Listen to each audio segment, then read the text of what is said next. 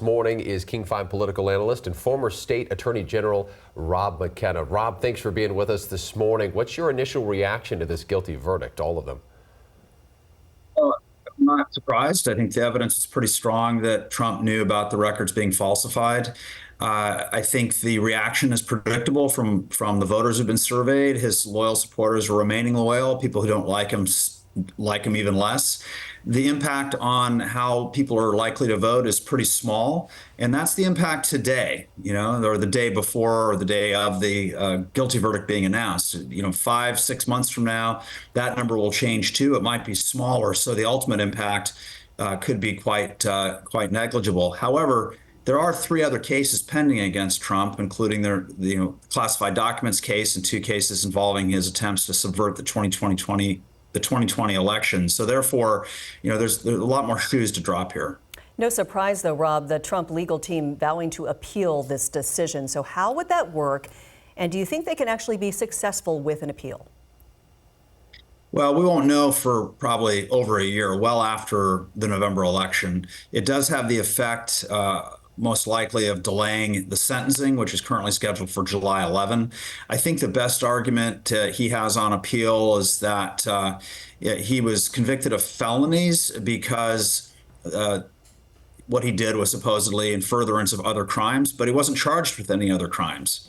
It was suggested he might have violated campaign finance law, for example. Michael Cohen actually pled guilty to that, but that prosecutor who charged Cohen never charged Trump with falsifying campaign finance records. So the fact that he was convicted of felonies and not of misdemeanors, I think, is somewhat of a weakness in the case. Yeah, on July 11th, that sentencing set just 4 days before the Republican National Convention, too. It's just a surreal thought.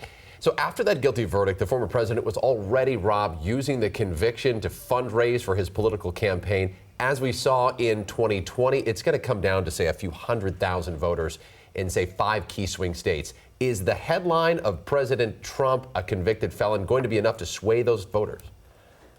Well, that's the real question. And, there are 2 ways to think about it. Number one, will it cause people who are voting to vote differently? Secondly, will they vote at all? In other words, will it motivate voter turnout for Trump or for Biden? In 2016, Trump was able to win because he motivated a lot of low propensity voters, people who don't usually vote in presidential elections, to turn out. What will be the impact here? Will some people be disgusted and decide not to vote at all? Or will it motivate other voters more than ever to come out and cast their vote in this election? I'm curious, Rob, you're a lawyer. The former president's calling this an unfair trial. How do you, as a lawyer, see this? And what can his words do to erode the system of justice in this country? Well, it could erode the system of justice because he's declaring that the judge is corrupt. That's just really outside the bounds, in my opinion. He is trying to undermine confidence in the judicial system generally, and in this case specifically. He keeps suggesting that this is a case brought by the Biden administration, when in fact it's a Manhattan district attorney case.